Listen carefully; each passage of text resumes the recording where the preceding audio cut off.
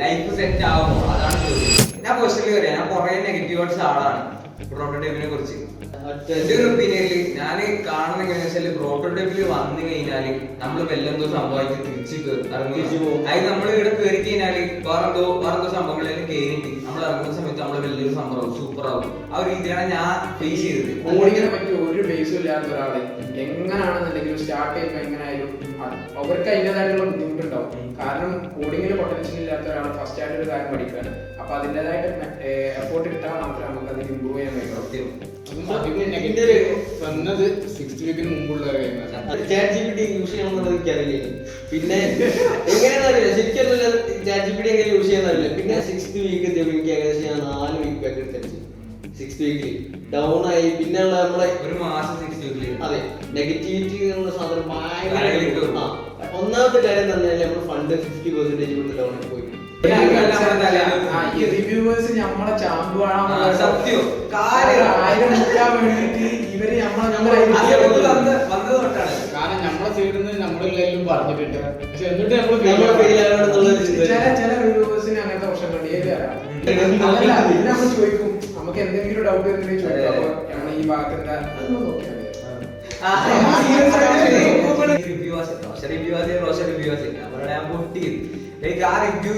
Reviewer നല്ല രീതിക്ക് എനിക്ക് പറഞ്ഞു തന്നു. സമയത്ത് എനിക്ക് ഒരു വീക്ക് കൂടി ഇരിക്കാനുള്ള മോട്ടിവേഷൻ കൂടി കിട്ടി. ലാസ്റ്റ് ഫൈനലിൽ ഒരു അറ്റംപ്റ്റ് കൂടി ഞാൻ ചെയ്ത്. ഇനിയിപ്പോ നടക്കൂലെന്ന് വിചാരിച്ചിട്ടുള്ള ചെയ്യുന്ന അറ്റംപ്റ്റ് ഞാൻ പോയി. ഓക്കെ, ആ സമയത്ത് ഞാന് ഷാമത്തെ ലീവാ.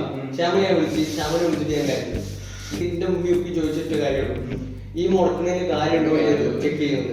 Same question.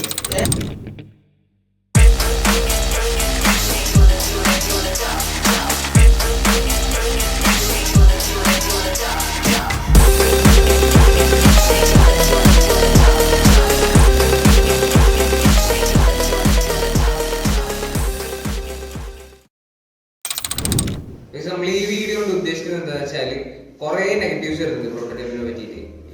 ഇത്ര കാലമായിട്ട് കുറെ നെഗറ്റീവ്സ് ഉണ്ട്. അതില് നമ്മളൊരു അഭിപ്രായത്തിൽ കുറെ ഭാഗം ശരിയാണ്. അപ്പൊ ആ ഒരു കാര്യങ്ങളെ കുറിച്ച് ഡിസ്കസ് ചെയ്യാനാണ് ഈ വീഡിയോ. സോ ഞാൻ ഫസ്റ്റ് ഓഫ് ഓൾ ഒരു ക്വസ്റ്റ്യൻ ചോദിക്കാം. You guys can answer it. Okay, എന്തുകൊണ്ട് നിങ്ങൾ പ്രോട്ടോടൈപ്പ് യൂസ് ചെയ്യും? വേറെ കുറെ ഇൻസ്റ്റിറ്റ്യൂട്ട്സ് ഉണ്ട് സെയിം സ്ട്രക്ചർ ഫോളോ ചെയ്യുന്നത്. സോ എന്തുകൊണ്ട് പ്രോട്ടോടൈപ്പ് യൂസ് ചെയ്തു? ഫസ്റ്റ് നമ്മള് ഈ 10ാം ക്ലാസ് കഴിഞ്ഞ സമയത്ത് കുറെ ആഡ്സ് കണ്ടിട്ടാണ് ഈ സാധനം സെറ്റ് ആയത്. പക്ഷെ ആ ആഡ്സിൽ അവിടെ നമ്മള് ചിന്തിച്ചെങ്ങനെ ചെയ്യാൻ ഇവിടെ വന്നാല് സെറ്റപ്പോ ലൈഫ് ഫുള്ള് സെറ്റപ്പ് ചെയ്യാൻ പറ്റുന്നുള്ള എന്റെ ഒരു ഒപ്പീനിയനിൽ ഞാൻ കാണുന്ന എങ്ങനെയാ വെച്ചാൽ പ്രോട്ടോടൈപ്പിൽ വന്നു കഴിഞ്ഞാല് നമ്മൾ വല്ലെന്തോ സംഭവിച്ച് തിരിച്ചു പോകും. അത് നമ്മൾ ഇവിടെ കയറി കഴിഞ്ഞാല് വേറെന്തോ സംഭവങ്ങളെല്ലാം കയറിയിട്ട് നമ്മൾ ഇറങ്ങുന്ന സമയത്ത് നമ്മള് വലിയൊരു സംഭവം സൂപ്പർ ആവും. ആ ഒരു രീതിയാണ് ഞാൻ ഫേസ് ചെയ്തത്. അങ്ങനെ തന്നെയാണ് ഈ അഡ്വർടൈസ്മെന്റ് രീതിയിൽ നമ്മൾ ചിന്തിച്ച കാര്യം അത് മാത്രമാണ്. പിന്നെ 10ാം ക്ലാസ് ബുദ്ധിപ്പിച്ചിട്ട് നമ്മൾ ആകെ മൈൻഡിൽ കൊണ്ടുവന്ന ഒറ്റ കാര്യം എന്ന് പറഞ്ഞാല് കുറച്ച് കഴിയുമ്പോൾ പൈസ ഉണ്ടാക്കണം, പരിപാടി സെറ്റ് ചെയ്യണം. ഞാൻ കുറെ ആൾക്കാരുടെ ചോദിച്ചിട്ടുണ്ട്. അപ്പൊ അവരെല്ലാരും പറയുന്ന ഏകദേശം ഒരു വ്യൂ ഇതാണ്, ലൈക്ക് പ്രോട്ടോടൈപ്പിൽ വന്നാൽ ലൈഫ് സെറ്റ് ആവുന്ന ഡിസ്കഷൻ. ഇപ്പൊ നമ്മൾ ശരിയെന്ന് പറഞ്ഞാല് നമ്മളൊരു കൺഫ്യൂഷനിലാണ്. അതായത് നമുക്കറിയാം ഏതൊക്കെ ഫേസ് ആണ് പ്രോട്ടോടൈപ്പ് നമുക്ക് ഫേസ് ചെയ്യേണ്ടതെന്നല്ല. അതാണ് പോയിന്റ്. ഈ പ്രോട്ടോടൈപ്പിൽ ഒരു കാര്യം പറഞ്ഞാൽ കുറെ ഫേസസ് ഉണ്ട്. ആ ഫേസസിലൂടെ കടന്നു വന്ന സമയത്ത് നമ്മളെ പെർസ്പെക്റ്റീവ് നല്ലോണം മാറുന്നുണ്ട്. ഇപ്പൊ ഫസ്റ്റ് ഫേസ് എന്താ, നമ്മളെ ഞാൻ പേഴ്സണലി പറയാം, ഞാൻ കുറെ നെഗറ്റീവ് ആയിട്ടുള്ള ആളാണ് പ്രോട്ടോടൈപ്പിനെ കുറിച്ച്. പക്ഷെ അതിന്റെ പെർസ്പെക്റ്റീവ് നല്ലോണം മാറിയിട്ടുണ്ട് ഈ ഫേസസിനെ കുറിച്ച്. അതായത് ഫസ്റ്റ് ഒരു 6th വീക്ക് വരെ 6th to 8th ആ ഒരു വീക്കില് നമ്മൾ കുറെ നെഗറ്റീവ് കളിക്കും. അത് മെയിൻ റീസൺ എന്താന്ന് വെച്ചാല് ഈ കോഡിങ്ങിനെ പറ്റി ഒരു ബേസും ഇല്ലാത്ത ഒരാള് എങ്ങനെയാണെന്നുണ്ടെങ്കിലും സ്റ്റാർട്ട് ചെയ്യുമ്പോൾ എങ്ങനെയായാലും അവർക്ക് അതിൻ്റെതായിട്ടുള്ള ബുദ്ധിമുട്ടുണ്ടാവും. കാരണം കോഡിങ്ങിൽ പൊട്ടൻഷ്യൽ ഇല്ലാത്ത ഒരാൾ ഫസ്റ്റ് ആയിട്ട് ഒരു കാര്യം പഠിക്കാണ്. അപ്പൊ അതിൻ്റെതായിട്ട് എഫോർട്ട് ഇട്ടാൽ മാത്രമേ നമുക്ക് അതിന് ഇമ്പ്രൂവ് ചെയ്യാൻ കഴിയും. അപ്പൊ അതിന്റെ ഇഷ്യൂ വരുന്ന കുറെ ടീംസ് ഉണ്ട്. പക്ഷെ അവര് മനസ്സിലാക്കുന്നത് ഇത് നമ്മള് ഫണ്ട് കൊടുക്കുന്നുണ്ട്, പൈസ കൊടുത്തിട്ട് മുമ്പിൽ നമുക്ക് വേണ്ട രീതിയിൽ ഇമ്പ്രൂവ് വരുന്നില്ല എന്നാണ് ഓരോ മൈൻഡ് സെറ്റ്. പക്ഷെ അവര് മനസ്സിലാക്കേണ്ടത് എഫോർട്ട് ഇട്ടാൽ എത്ര പൈസ കൊടുത്തിട്ടും കാര്യമില്ല, അവനാണ് എഫോർട്ട് ഇട്ടാൽ. എന്റെ ഒപ്പീനിയനിൽ നെഗറ്റീവ് അടിക്കുന്ന കൂടുതൽ ആൾക്കാരും പ്രോട്ടോടൈപ്പ് എന്താണെന്ന് മനസ്സിലാക്കാണ്ട് വരുന്ന ആൾക്കാരാണ്. വന്നത് 6th വീക്കിന് മുമ്പുള്ള ഞാനൊരു കാര്യം പറയട്ടെ. അതായത് എന്റെ എക്സ്പീരിയൻസിന്റെ കാര്യം ഞാൻ പറയട്ടെ. ലൈക്ക് ഞാൻ ഇവിടെ വന്ന സമയത്ത് എന്ന് പറഞ്ഞാല് +2 കഴിഞ്ഞ് ഇപ്പൊ ഫസ്റ്റ് മന്ത് മുമ്പ് ജോയിൻ ആയി. ഞാനത് കഴിഞ്ഞ് 1 month കഴിഞ്ഞിട്ടാണ് ഇവിടെ കയറുന്നത്. സോ അതിന്റെ മുമ്പ് ഫേസ് ചെയ്തിട്ടുള്ള ഫ്യൂഗേഷൻ പീരീഡ്, ആ പീരീഡിൽ എന്തൊക്കെ പഠിക്കണം എന്തൊക്കെ ചെയ്യണം എന്നുള്ള കാര്യം എനിക്ക് പറഞ്ഞു. ആ രീതി വെച്ച് ഞാൻ പഠിച്ച് ഞാൻ ഫസ്റ്റ് അറ്റംപ്റ്റിൽ ഞാൻ അവിടെ കയറി. സോ അത് കഴിഞ്ഞതിന് ശേഷം ഓന്റെ വീക്ക് ഇങ്ങനെ ഇൻക്രിമെന്റ് ചെയ്തുകൊണ്ടിരിക്കുകയാണ്. ഇന്നെ ഫോക്കസ് ചെയ്യാൻ പറ്റില്ല. ആ സമയത്ത് ഓന്റെ ഹെൽപ്പ് കൂടി പോയപ്പോൾ ഞാൻ വിചാരിച്ചു ടോട്ടലി ഡൗൺ ആയിരുന്നത്. പക്ഷെ ഞാൻ ഒറ്റയ്ക്ക് ഫസ്റ്റ് വീക്ക് സെക്കൻഡ് വീക്ക് ഒക്കെ ഏകദേശം സിമ്പിൾ ആയിട്ട് മൂവ് ചെയ്യാൻ പറ്റുന്ന കാര്യം. പക്ഷെ എന്നാലും സെക്കൻഡ് വീക്കിൽ എനിക്ക് തോന്നുന്നു സെക്കൻഡ് വീക്കിൽ തന്നെ ഞാൻ ബിഗ് ബാഗ് കിട്ടുമെന്ന് തോന്നുന്നു. പക്ഷെ അത് എങ്ങനെ ChatGPT യൂസ് ചെയ്യണമെന്നുള്ളത് എനിക്കറിയില്ല. പിന്നെ എങ്ങനെയാണെന്ന് അറിയില്ല, ശരിക്കും ChatGPT എങ്ങനെ യൂസ് ചെയ്യുന്ന ആ സമയത്ത് ഫോക്കസ്ഡ് ആയിട്ട് അതിന് മാത്രം ഡെഡിക്കേറ്റ് ചെയ്തിട്ടുള്ള പരിപാടി ഒന്നും ഇല്ല. സോ അതിൽ കൂടെ ഞാൻ എന്ത് ചെയ്തു, ഞാൻ പഠിക്കാൻ പറ്റുമെന്ന് നോക്കി. എന്നാലും ഞാൻ ഇതെങ്ങനെ പഠിക്കേണ്ടതെന്നുള്ള സ്റ്റേജിൽ എത്തിയില്ല. ഞാൻ 6th വീക്ക് എത്തിയപ്പോൾ എനിക്ക് ഏകദേശം ഞാൻ 4 വീക്ക് ബാക്ക് എടുത്തടിച്ചു. 6th വീക്കിൽ ഡൗൺ ആയി. പിന്നെയുള്ള നമ്മളെ ഒരു മാസം 6th വീക്കിൽ അതെ ആ ഒരു മാസം 6th വീക്കിൽ ഇരിക്കുന്ന സമയത്തുള്ള മെയിൻ വിഷയം എന്താ വെച്ച് കഴിഞ്ഞാൽ നെഗറ്റിവിറ്റി എന്നുള്ള സാധനം ഭയങ്കര. ഒന്നാമത്തെ കാര്യം എന്ന് പറഞ്ഞാൽ നമ്മൾ ഫണ്ട് 50% ഇവിടെ ഡൗൺ ആയി പോയി. ആ സമയത്ത് വരുന്ന പ്രശ്നമാണ് ഭയങ്കര പ്രശ്നമാണ്.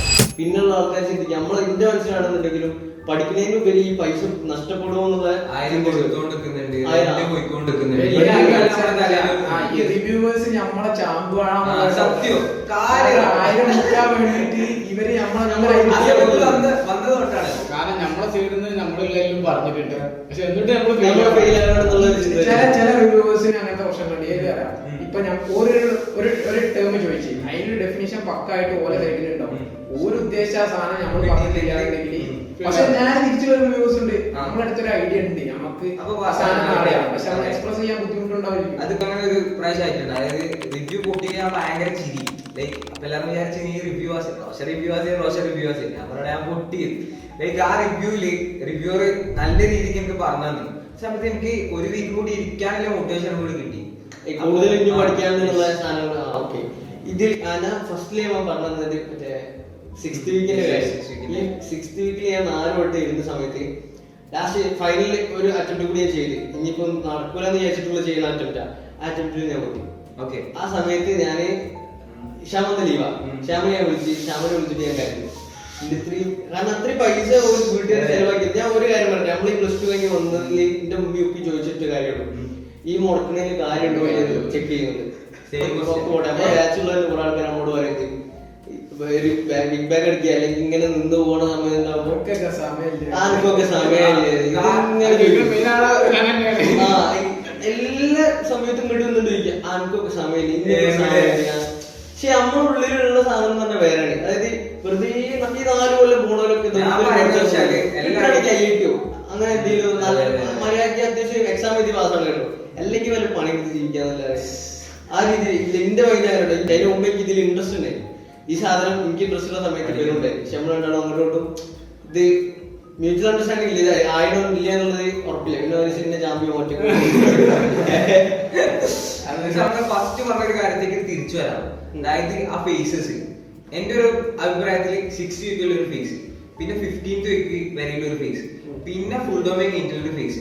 അതായത് ഞാൻ മനസ്സിലാക്കിയെടുത്തോളം ഇവിടെ നെഗറ്റീവ്സ് നിഖിൽ സാർ വരുന്ന സമയത്ത് നെഗറ്റീവ്സ് എന്ന സെൻസ് അല്ല, ക്രിട്ടിസൈസ് ചെയ്യുന്ന ആൾക്കാരായാലും അല്ലെങ്കിൽ പിന്നെ ചോദ്യങ്ങൾ ചോദിക്കുന്ന ആൾക്കാരായാലും മൊത്തം ജൂനിയേഴ്സാ. എല്ലാ സമയത്തും അത് ജൂനിയേഴ്സാ. നമ്മുടെ ജൂനിയേഴ്സ് ആയ സമയത്ത് നമ്മൾ കുറെ ചോദ്യങ്ങൾ വെച്ചിട്ടുണ്ട്. പക്ഷെ ആ ഒരു 15th ഫേസ് നമുക്ക് ആ ഒരു മൈൻഡിൽ കിട്ടി. പിന്നെ നമ്മൾ നിഖിൽ സാറിന്റെ അടുത്ത് ചോദിക്കാൻ പോകില്ല. ലൈക്ക് അത് കാരണം ഫ്ലോയിൽ കയറി.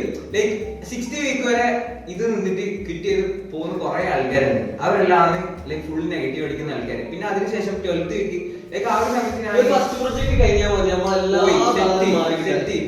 പെർസ്പെക്ടീവ് മാറിയെങ്കിലും മാറി. അതായത് എന്റെ ഒരു പെർസ്പെക്ടീവിൽ ഇതിനെ കുറിച്ച് നമ്മൾ കുറച്ചും കൂടി ഡീപ്പായിട്ട് റിസർച്ച് ചെയ്തിട്ട് ആൾക്കാരെ കൊണ്ട് സംസാരിക്കണം എന്റെ ഒരു ഒപ്പീനിയൻ.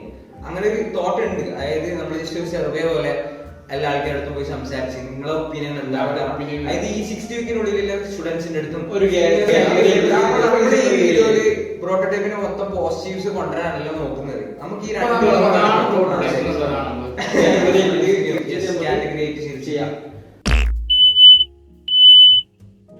ഇപ്പൊ നമ്മളെടുത്ത ഇവിടെ 20 മിനിറ്റ് ഉണ്ട്. ഇതൊരു 10 മിനിറ്റ് ആക്കിയാൽ ഇതില് കുറെ സാധനം ഉണ്ടാവും. നമുക്ക് ആവശ്യമില്ലാത്ത ഡിലീറ്റ് ചെയ്താൽ മതി. അതായത് 4 കാറ്റഗറീസിന്റെ വീഡിയോസ്. ഈ സാധനം ഫസ്റ്റ് ഓക്കെ. അപ്പം ഫസ്റ്റ് അടുത്ത ഫേസിൽ നമ്മൾ കാണിക്കേണ്ടത് എന്താ വെച്ച് കഴിഞ്ഞാൽ ഒരു ഒന്നെങ്കിൽ വീക്ക് ബാക്ക് അടിച്ച 6th വീക്ക് ബാക്ക് അടിച്ചുകൊണ്ടിരുന്ന ഒരാൾ, 3rd വീക്ക് ബാക്ക് അടിച്ചുകൊണ്ടിരിക്കുന്ന ഒരാൾ, 60 ല് feedback അടിച്ചു. LG പറഞ്ഞ പരിപാടി നടക്കുള്ളൂ സർവേ മാതിരി ഞാൻ third or 60 ല് ഉപയോഗിക്കാൻ കയറില്ലട്ടാ. നടന്നു പോവുക അത് വേണമെങ്കിൽ 60 ല് 20. പെട്ടെന്ന് അവരോട് ചോദിക്കുക ബാക്കി കാര്യം. മൈക്ക് അടിക്കുക വൈകുന്നേരം പോവുക ഒരുത്ത സിനാരാണ് ചാടിക്കുക വിചാരിക്കുക പ്രോഗ്രാമിൽ അല്ല നിന്നോട് അല്ല ഇത് എങ്ങനെയെങ്കിലും